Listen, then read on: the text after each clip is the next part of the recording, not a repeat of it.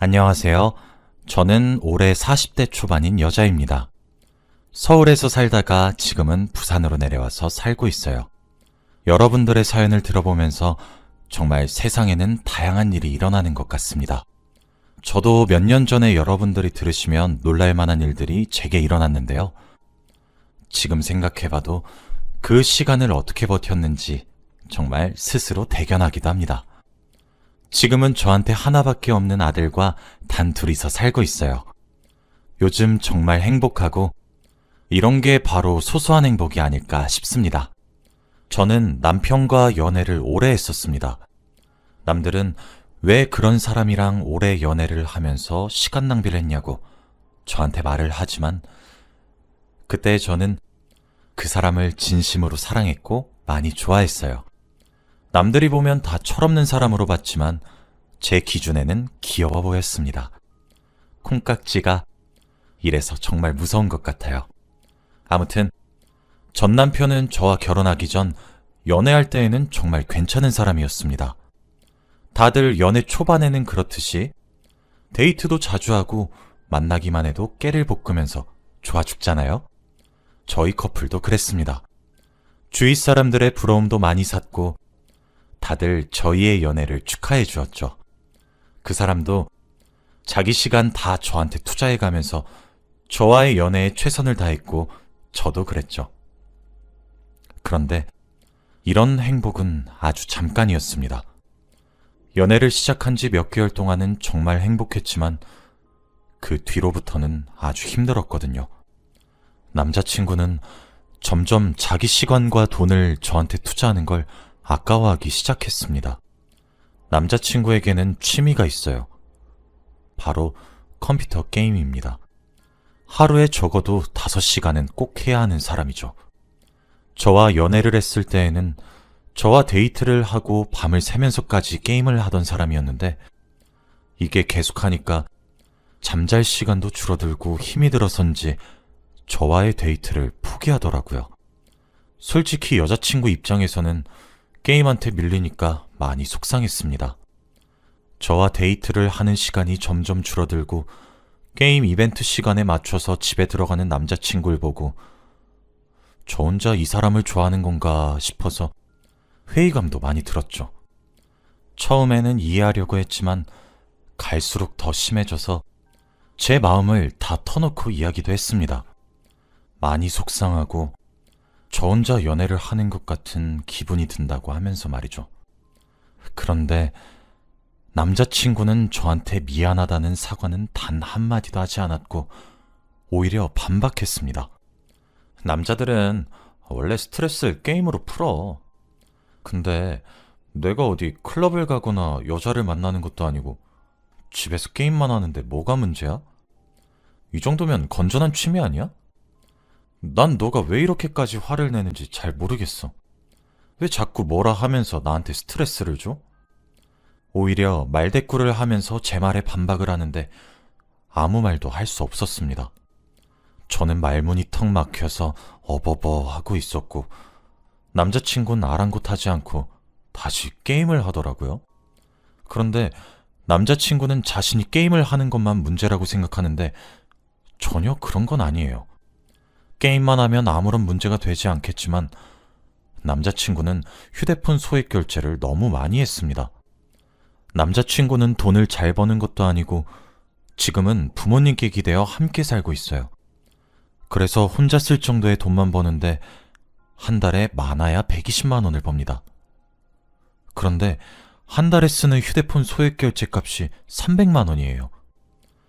항상 이렇게 초과되니까 처음에는 부모님이 지원해 주셨는데 그것도 이제 안 되니까 대출도 하더라고요.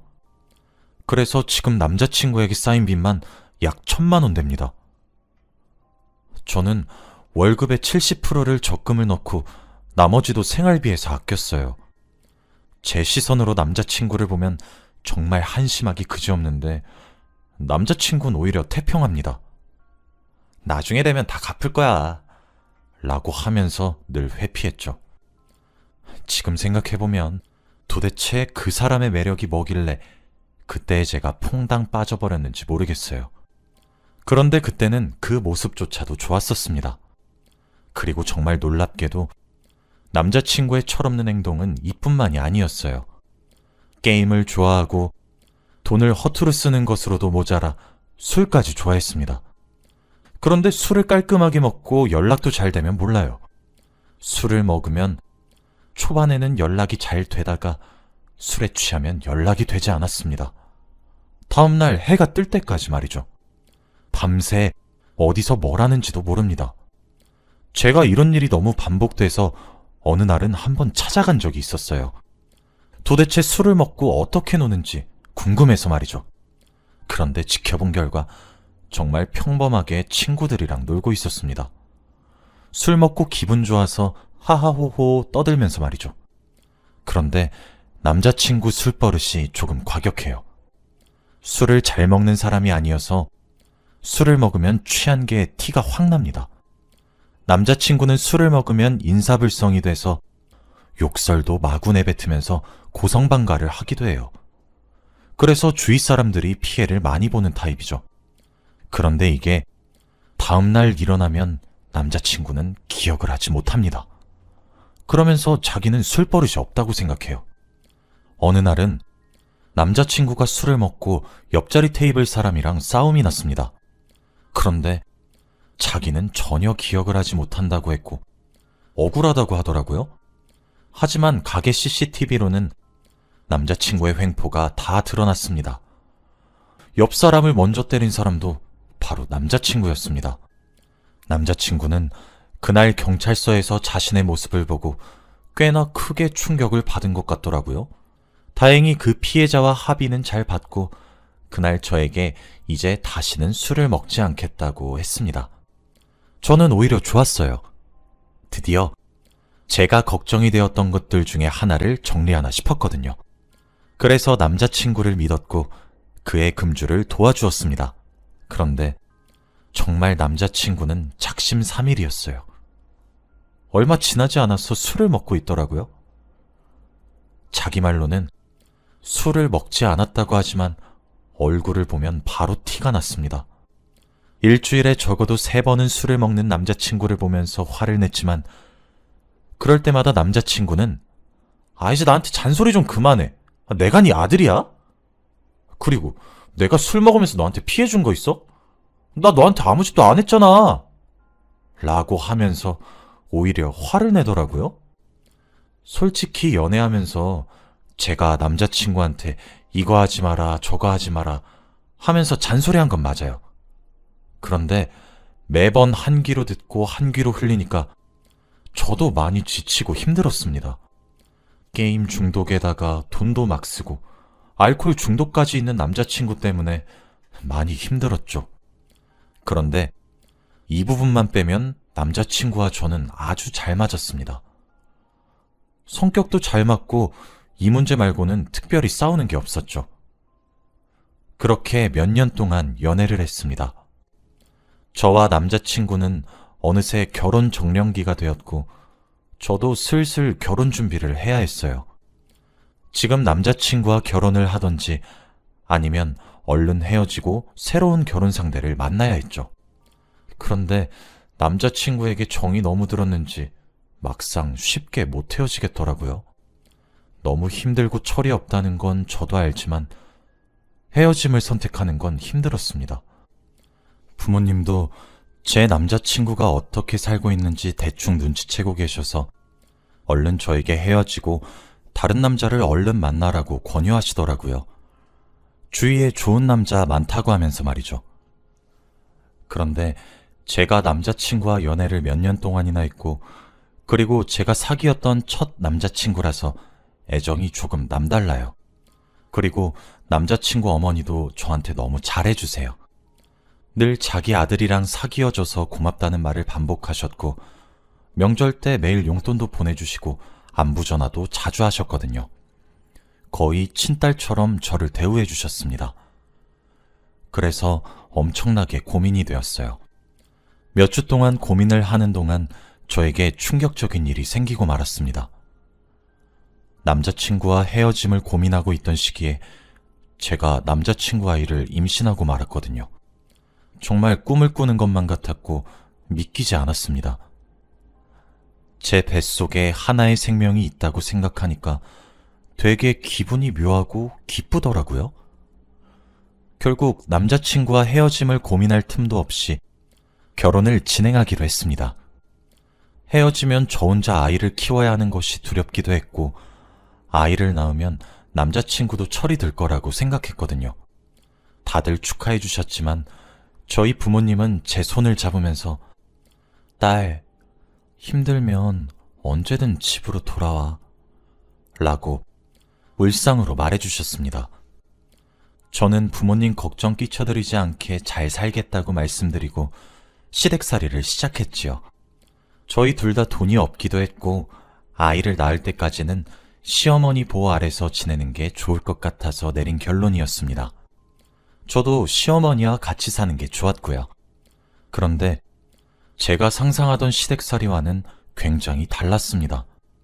저는 임신도 했으니 남편이 매일같이 제가 먹고 싶은 거 사달라는 거 다 사주면서 술과 게임, 그리고 과소비까지 끊을 줄 알았어요. 그런데 정반대였습니다. 남편은 오히려 저에게 무관심했거든요. 제가 자신과 한 집에서 사니까 더 마음이 놓이는지 게임을 더 오래 했고 술도 많이 먹으러 다녔습니다.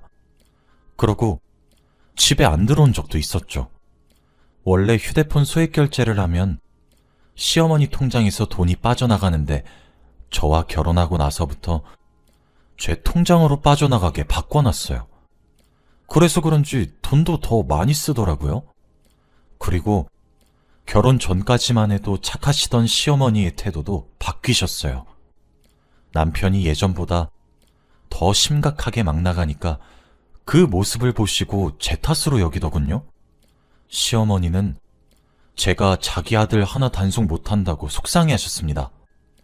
남편이 밖으로 나다닐 때 네가 남편 좀 이해하고 이끌어야지 라고 하시면서 저한테 눈치를 주셨죠.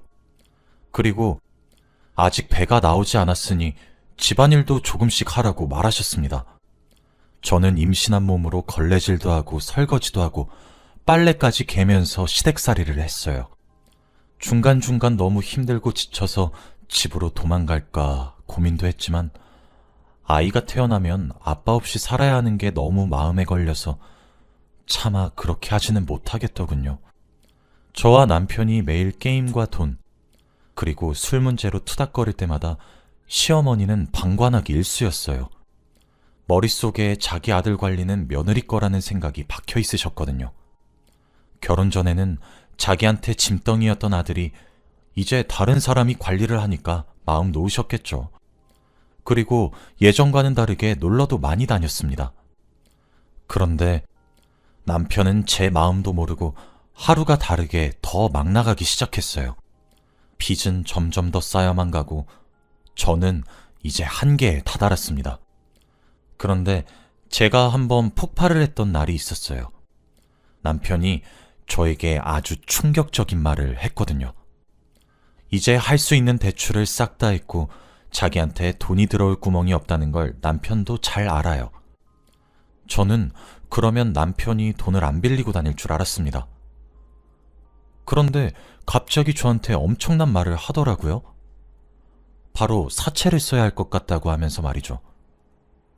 저는 처음엔 장난인 줄 알았습니다. 그런데 점점 진지하게 신체 포기각서 이야기까지 하면서 내일 당장 찾아가 볼 생각이라고 말하는데 진심으로 이 사람이 사채업자를 찾아갈 생각인 것 같아서 화를 내면서 말렸어요. 그때 저는 배도 어느 정도 나왔을 때였고 거기다가 남편 때문에 스트레스를 많이 받아서 병원에서 이제 스트레스를 받으면 안 된다고 했었습니다. 그런데 도저히 그때는 참을 수 없더라고요. 그날 처음으로 물건을 집어던지면서 화를 냈습니다. 당신 미쳤어? 드디어 제정신이 아니구나. 어떻게 애 아빠가 될 사람이 신체 포기각서를 쓰면서까지 돈을 빌리려고 해? 태어날 아이한테 부끄럽지도 않냐? 지금 내가 번 돈으로 빚을 갚는 것도 빠듯한데 거기다가 또 돈을 빌리겠다고? 나 더 이상은 당신이랑 못 살아. 우리 이혼해. 나 당장 친정에 들어가서 살 테니까 이혼하자, 정말로. 저는 울며불며 남편에게 화를 냈습니다. 그런데 제가 처음으로 이혼이라는 단어를 내뱉은 게 남편에겐 큰 타격으로 왔는지 갑자기 미안하다고 용서해달라고 빌기 시작하더라고요. 다신 그러지 않겠다고 했습니다. 일도 열심히 하고 빚 갚는데 최선을 다할 테니 제발 이혼만은 말아달래요. 그리고 다시는 게임도 안 하고 술도 안 먹고 돈도 안 쓰겠다고 했습니다. 그때 남편의 모습을 보고 이 사람이 정말 저를 사랑한다고 느꼈어요. 저를 정말 사랑해서 이혼을 원하지 않는 거라고 생각했는데 그건 제 착각이었습니다. 저는 그때 바보같이 또 남편 말에 홀라당 넘어가 버렸네요. 우선 한 번은 믿어보기로 했습니다. 그런데 신기하게도 그날 바로 남편은 게임도 하지 않고 술도 먹지 않고 휴대폰 소액 결제도 하지 않았어요. 그리고 뱃속에 있는 아이한테도 처음으로 관심을 가지기 시작했고 제가 하는 집안일을 도우기 시작했죠. 사람이 한순간에 이렇게 바뀔 수 있나 싶을 정도로 180도 변했습니다. 시어머니도 너무 놀라워하면서 저보고 고맙다고 하셨죠. 이제 정말 이 남자가 정신을 차린 건가 싶어서 저도 행복했습니다. 그런데 역시 사람은 변하지 않는다는 말이 사실인 것 같아요. 제가 그때 만삭이였어서 병원에 입원을 하고 있었습니다. 그리고 남편도 저를 많이 간호해 주었고 행복하게 아이를 낳을 수 있었죠. 제가 열심히 산후조리원에서 몸조리를 하고 있는데 늘 제 옆에 있어주던 남편이 나타나지 않더라고요. 어디 갔나 싶었더니 남편 말로는 새로운 일을 시작했다고 했습니다.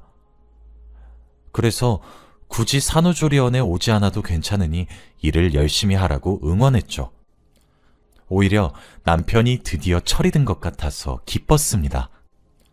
그런데 알고 보니 그게 아니었어요. 제가 산후조리원 퇴원하는 날 문자 한 통이 오더라고요. 바로 이번 달 휴대폰 소액 결제 내용이었습니다. 이번 달에 거의 일만 하고 게임을 전혀 하지 않았던 남편인데 알고 보니 그게 아니었더라고요. 저한테 거짓말을 하면서까지 게임을 하고 술을 먹고 다녔습니다. 제가 잔소리를 하지 않으니 이번 달은 평소보다 더 많이 썼더라고요.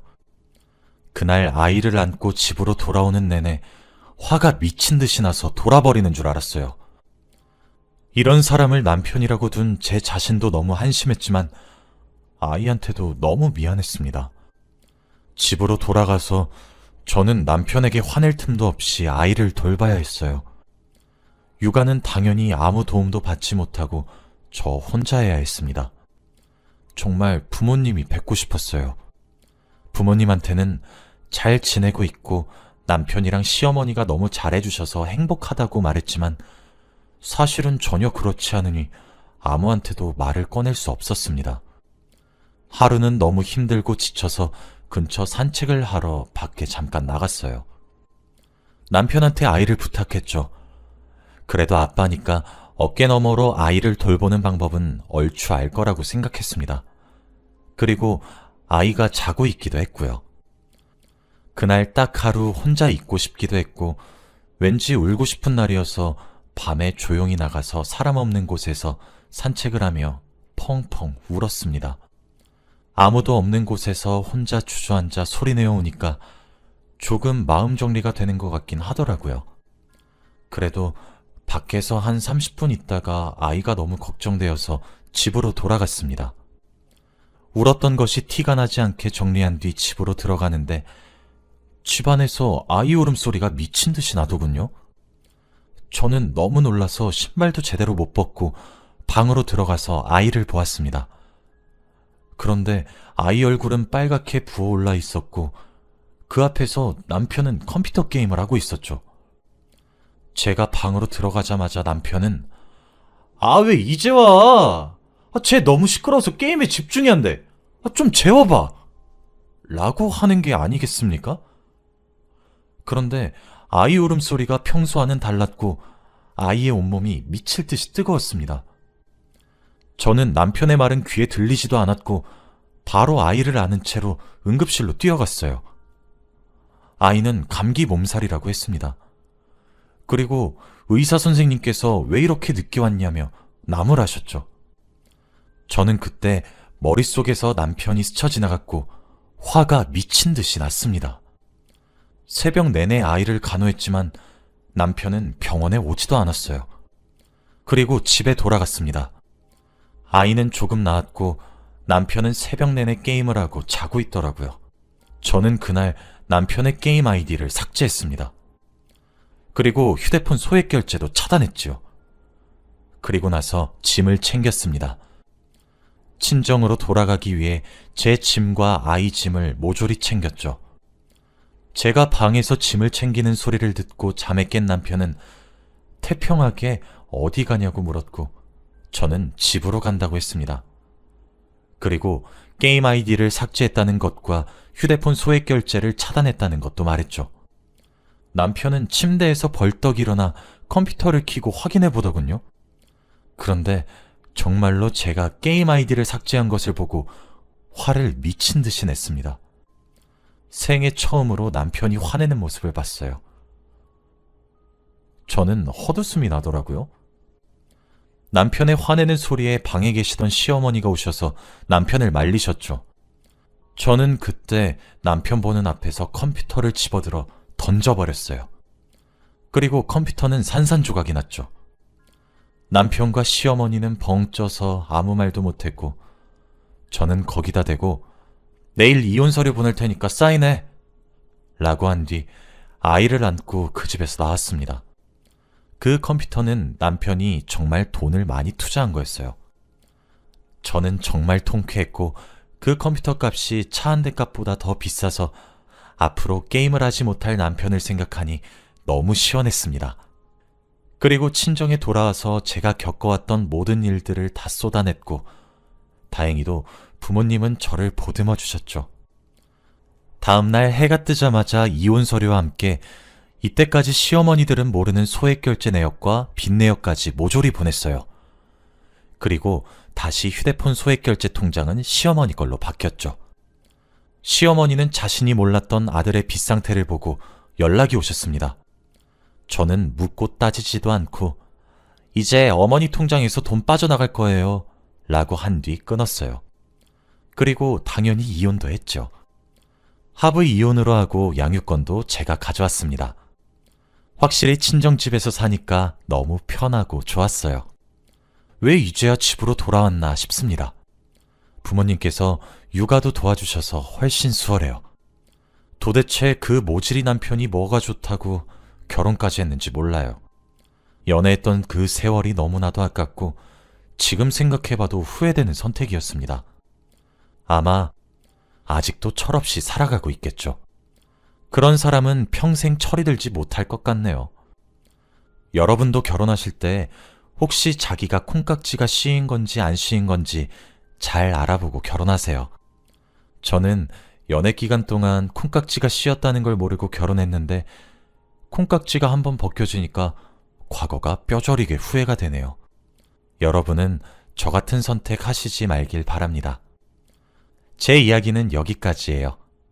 들어주셔서 감사합니다.